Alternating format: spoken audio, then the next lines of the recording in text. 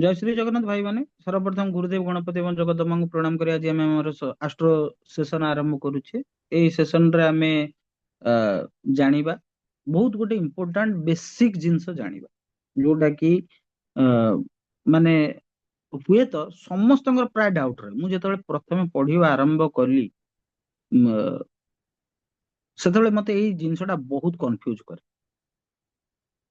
कि काहे कंफ्यूज करे ना ए ओडिया रे पढ़लेनी इंग्लिश रे पढ़लेनी पुणी ये रे पढ़लेनी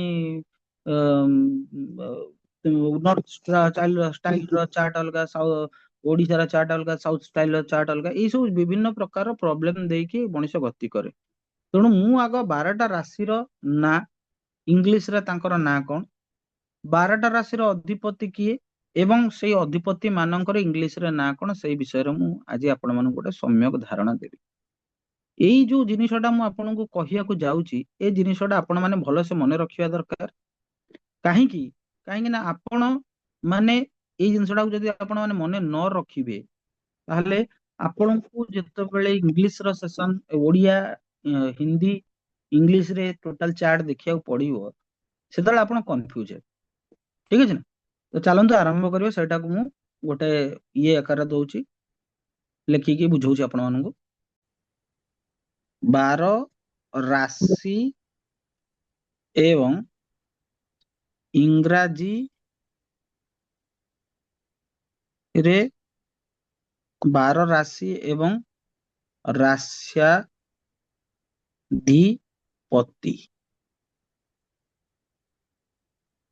ଇଂରାଜୀରେ 12 ରାଶି ଏବଂ 12 ରାସ୍ୟାଧି ଏବଂ ରାସ୍ୟାଧିପତି। ତ ପ୍ରଥମେ ଆମକୁ ଜାଣିବା ଦରକାର 1 2 3 4 5 6 7 8 9 10 11 12। ପ୍ରଥମେ ହେଲା ମେଷ ରାଶି। ମେଷ ରାଶିର ଇଂଲିଶ ନାଁ ହେଲା ଏରିଜ୍ ଏବଂ ମେଷ ରାଶିକୁ ରୁଲ କିଏ କରନ୍ତି ନା ମଙ୍ଗଳ ଏବଂ ତାଙ୍କର ମଙ୍ଗଳଙ୍କର ଇଂଲିଶ ନେମ୍ ହେଲା ମାର୍ସ। ଆଉ ଆପଣ ମାନେ ଚାର୍ଟ ରେ ଆଷ୍ଟ୍ରୋସେଜରେ ଦେଖିବେ ଏଟାର ସର୍ଟ ଫର୍ମ ହେଲା MA। ସେକେଣ୍ଡ ରେ କଣ ନା ବୃଷ ରାଶି। ବୃଷ ରାଶିର ଇଂଲିଶ ନାଁ ହେଲା ଟରସ। ୟାକୁ କିଏ ରୁଲ କରନ୍ତି? ଗୁରୁଦେବ ଶୁକ୍ର। ତାଙ୍କର ଇଂଲିଶ ନାଁ ହେଲା ଭେନସ ଏବଂ ଆପଣ ଆଷ୍ଟ୍ରୋସେଜରେ ସର୍ଟ ଇଏ ଭିତରେ ପାଇବେ VE। କି ଯେକୌଣସି ଇଏ ବି ଦେଖିଲେ ଇଂଲିଶ ରେ ଯଦି ଚାର୍ଟ ଦେଖୁଥିବେ ତାର ସର୍ଟ ଫର୍ମ ଥିବ VE। ତାପରେ ଆସିଲା ମିଥୁନ ରାଶି। ମିଥୁନ ରାଶିର ନାଁ ହେଲା ଜେମିନି। ଇଂଲିଶ ନାଁ ହେଲା ଜେମିନି। ୟାର ଅଧିପତି ହଉଛନ୍ତି ବୁଧଦେବ, ଯାହାଙ୍କୁ କୁହାଯାଏ ମର୍କ୍ୟୁରୀ। ତାଙ୍କର ଇଂଲିଶରେ ସର୍ଟ ଫର୍ମ ଚାର୍ଟରେ ଦେଖିବାକୁ ପାଇବେ ME। ଚତୁର୍ଥ ରାଶିର ନାଁ ହେଲା କର୍କଟ, ଯାହାର ଇଂଲିଶ ନାଁ ହେଲା କ୍ୟାନ୍ସର, ଯାହାକୁ ରୁଲ କରନ୍ତି ଚନ୍ଦ୍ରଦେବ।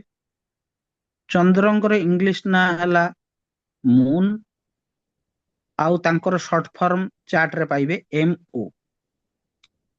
5 ନମ୍ବର ରାଶିର ନାଁ ହେଲା ସିଂହ।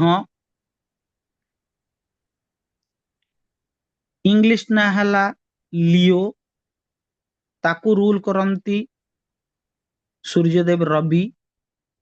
ତାଙ୍କର ନାଁ ହେଲା ଇଂଲିଶରେ ସନ୍ ଏବଂ ସର୍ଟ ଫର୍ମ ଆପଣ ଚାର୍ଟରେ ପାଇବେ SU।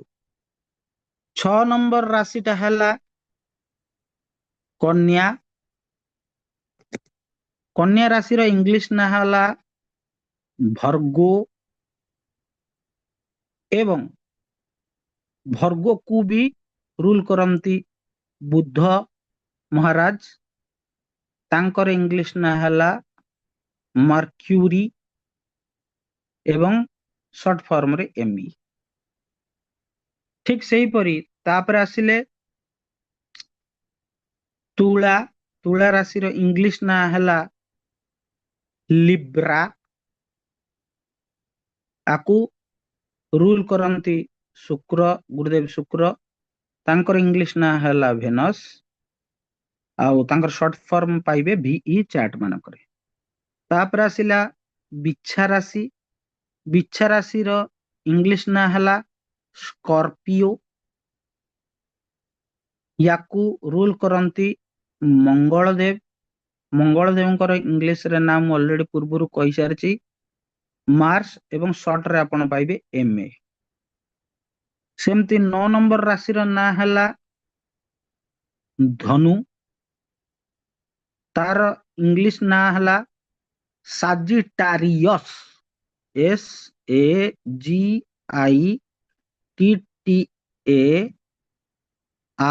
SAGITARIUS, ସାଜିଟାରିୟସ୍। ଆକୁ ରୁଲ କରନ୍ତି ଗୁରୁଦେବ ବୃହସ୍ପତି।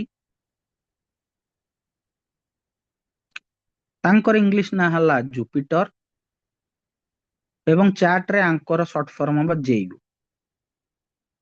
10th ରେ ତାପରେ ଆସିଲା ମକର ରାଶି।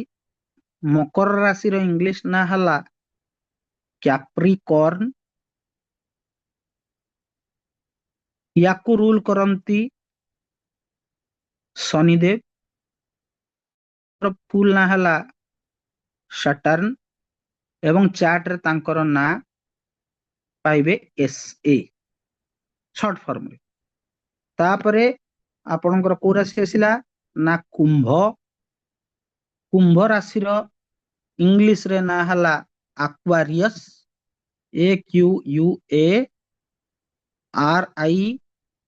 AQUARIUS। ୟାକୁ ବି ଶନିଶ୍ଚର ମହାରାଜ ରୁଲ କରନ୍ତି। ତାଙ୍କର ଇଂଲିଶ ନାଁ ହେଲା ସଟନ, ଆଉ ସର୍ଟ ଫର୍ମ ହବ SA। 12 ନମ୍ବର ରାଶି କୁହନ୍ତି ମୀନ ରାଶି। ମୀନ ରାଶି ର ଇଂଲିଶ ନାଁ ହେଲା ପାଇସେସ୍। ୟାକୁ ରୁଲ କରନ୍ତି ଗୁରୁଦେବ ବୃହସ୍ପତି। ତାଙ୍କର ଇଂଲିଶ ନାଁ ହେଲା ଜୁପିଟର, ଆଉ ଚାର୍ଟରେ ଆପଣ ପାଇବେ ଜେୟୁ। ଏଇ ଯୋଉ ଜିନିଷଟା ମୁଁ ଆପଣଙ୍କୁ ପଢେଇଲି, ଏଇଟା ହଉଛି ବହୁତ ଇମ୍ପୋର୍ଟାଣ୍ଟ ଜିନିଷ। କାରଣ ମଣିଷ ଇଂଲିଶରେ ମନେ ରଖିଲା ବେଳକୁ ଓଡିଆରେ ଭୁଲି ଯାଉଥିବ, ଓଡିଆରେ ପକେଇଲା ବେଳକୁ ଇଂଲିଶରେ ଭୁଲି ଯାଉଥିବ, ଆଉ ଇଏରେ ପକେଇଲା ବେଳକୁ ସର୍ଟ ଫର୍ମ ମନେ ରଖି ପାରୁନଥିବ।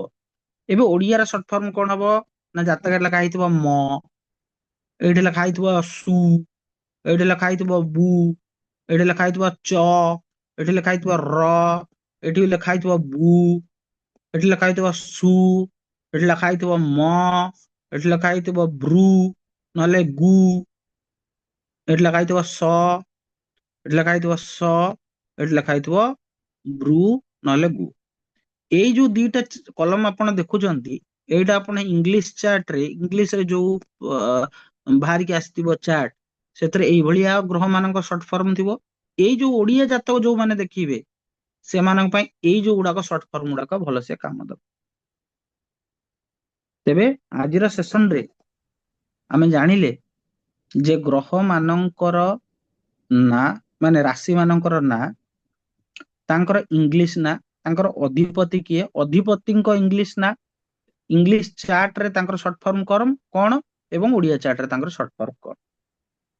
ଏଇଟା ଆପଣ ମାନଙ୍କୁ ବହୁତ ହିଁ ନ୍यूନ ମାନର କଥାଟା ଲାଗିଥାଇପାରେ, କିନ୍ତୁ ଏଇଟା ଏତେ ମାତ୍ରାରେ ହେଲ୍ପ କରେ ଯେ କହିବ ବାହାରେ। ଏଟାକୁ ଦୟାକରି ସମସ୍ତେ ଭଲସେ ପ୍ରାକ୍ଟିସ କରିବେ। ପୁଣି କିଛି ନେକ୍ସଟ ବେସିକ ସେସନ ସହିତ ଆଷ୍ଟ୍ରୋଲୋଜିର ଆମେ ଜଏନ କରିବା। ସମସ୍ତଙ୍କୁ ଜୟ ଶ୍ରୀ ଜଗନ୍ନାଥ।